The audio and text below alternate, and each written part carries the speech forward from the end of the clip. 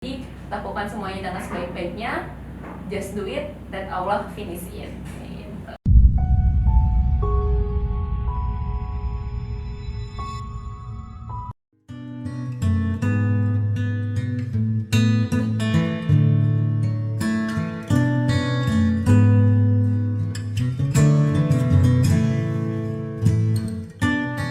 Assalamualaikum warahmatullahi wabarakatuh.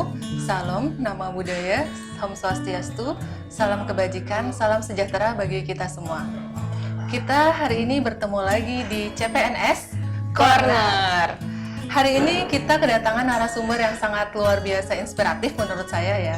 Karena beliau punya banyak sekali hal yang bisa disampaikan pada edisi hari ini. Tidak perlu berlama-lama, kita langsung berkenalan saja. Assalamualaikum Mbak Isti. Ya, waalaikumsalam Mbak Putri.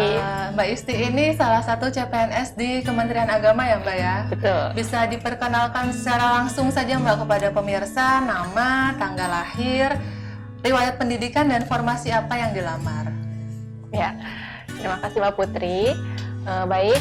Perkenalkan, nama saya Hidayati Istiqomah, biasa dipanggil Isti. Saya lahir 17 Agustus tahun 96. Jadi saat pendaftaran CPNS itu di umur ke-23 tahun dan asli orang Depok, Jawa Barat. Background pendidikan S1 Teknologi Bioproses Universitas Indonesia dan pendaftar formasi auditor ahli pertama di Inspektorat Jenderal Kementerian Agama. Itu. Jadi Mbak Isti ini nih saya belum sampaikan, judulnya adalah Just Do It, Let's Allah Finish It. Ya, jadi kalau udah mengenal kata Allah berarti ada sesuatu yang mendorong yang sangat luar biasa ya Mbak ya. Betul. Bisa di-sharing ke pemirsa motivasi Mbak Isti menjadi PNS itu apa dan kenapa memilih di Kementerian Agama dari banyak instansi yang membuka CPNS tahun 2019? Ya, sebenarnya motivasi jadi PNS itu karena keinginan keluarga dan juga keinginan diri sendiri kayak gitu ya Mbak. Jadi nggak ada nih paksaan inginnya hal lain tapi keluarga maunya begini, nggak ada kayak gitu. Jadi selama masih ada kesempatan untuk saya terus bisa ikut seleksi CPNS, maka saya coba gitu ya. Jadi CPNS yang saat ini saya lolos itu adalah CPNS saya yang kedua kalinya saya mendaftar seperti itu. Yang sebelumnya tahun 2018, kemudian selanjutnya di tahun 2019 seperti itu. Nah, kenapa memilih di Kementerian Agama? Sebenarnya ini jadi salah satu strategi sih Mbak. Kan di tahun 2018 itu saya tidak lolos kan ya, tidak lolos. Jadi dari situ saya banyak belajar nih, banyak belajar gimana caranya saya bisa lolos gitu di tes selanjutnya kayak gitu.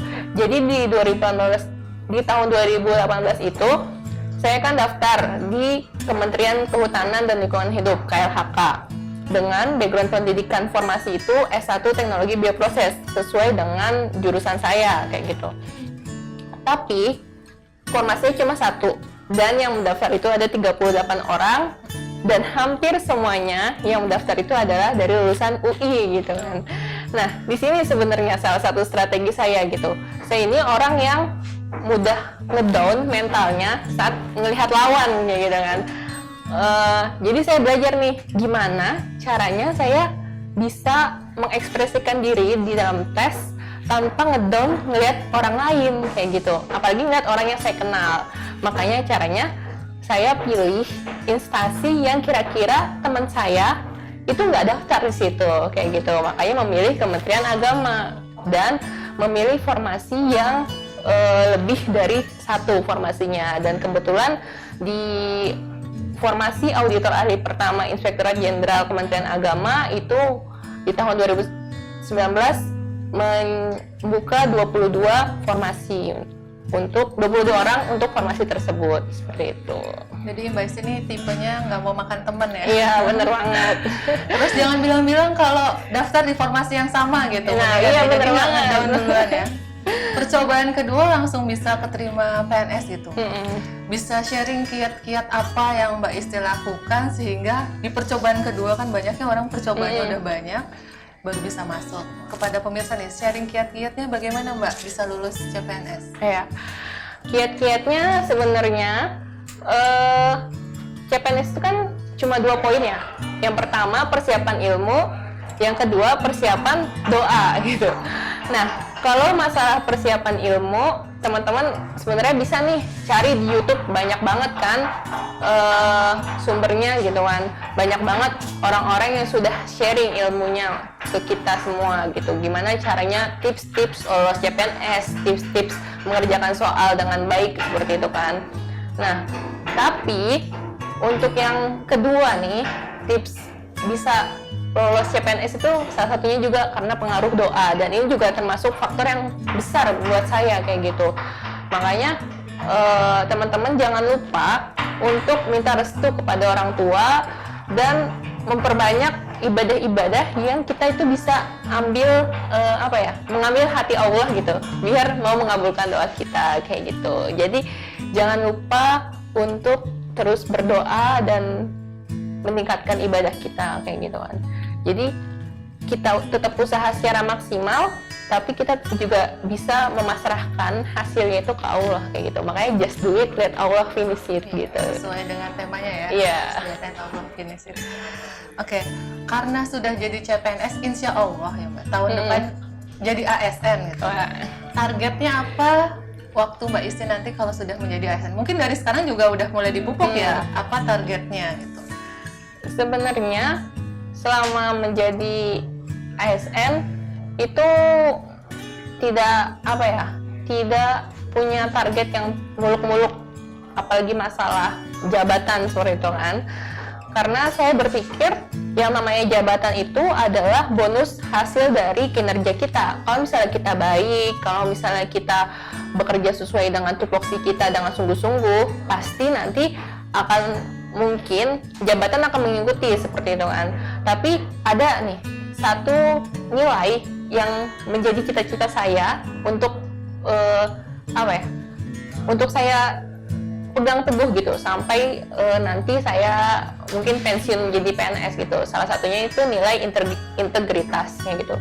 Integritas kan itu satu kata yang mudah diucapkan tapi sulit gitu untuk diterapkan kayak gitu kan, karena ini menyangkut ke diri kita sendiri kayak gitu. Gimana kita bisa menjaga komitmen kita sebagai seorang ASN, gimana kita bisa melayani dengan sepenuhnya seperti itu. Jadi tidak ada target yang muluk-muluk, tapi saya hanya ingin mempertahankan satu nilai itu sampai nanti saya lolos atau pensiun gitu menjadi seorang ASN kayak gitu.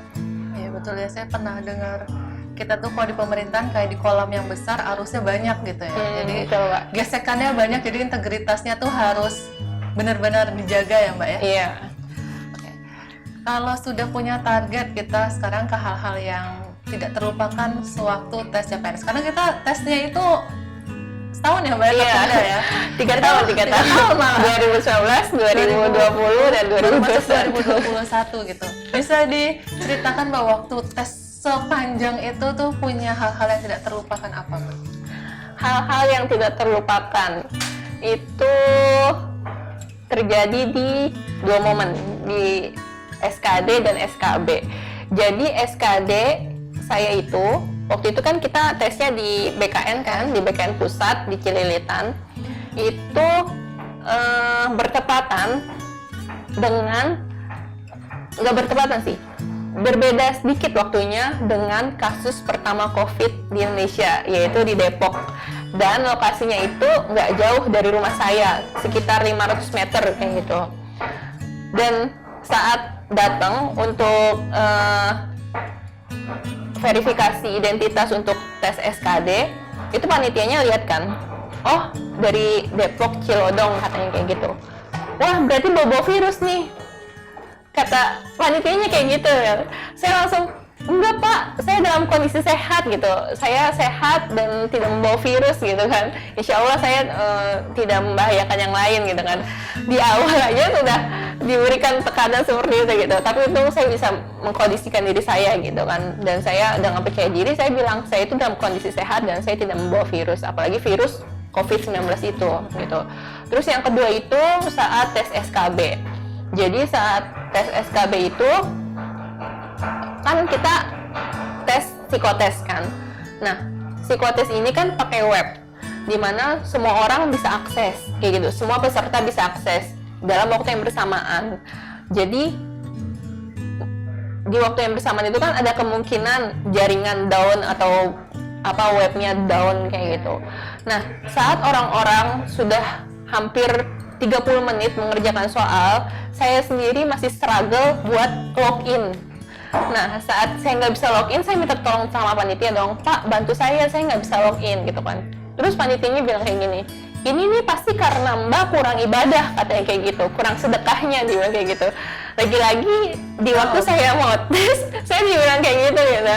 Ya Allah, mau nangis rasanya di situ kan. Tapi saya berusaha kondisikan diri, banyak-banyak istighfar, banyak-banyak salawat, sampai akhirnya 30 menit berlalu, alhamdulillah akhirnya bisa login gitu, dan mencoba menenangkan diri untuk fokus kembali mengerjakan soal. Itu sih 2 momen yang tidak terlupakan, dan saya tuh sampai kalau misal masih sayangnya saya udah lupa sama orangnya, saya tuh cuma mau bilang, Pak, ini loh saya yang dulu Bapak bilang seperti ini, saya lolos sama kayak gitu. Jadi itu jadi hal-hal yang menjadi penyemangat saya gitu, bahwa saya bisa gitu, bisa lolos walaupun saya dibilang kayak gini gitu sama panitianya gitu. Jadi yang bikin Mbak Isti down, dilihat semangatnya masih membara ya, karena sekarang makan udah di Itjen hari ini.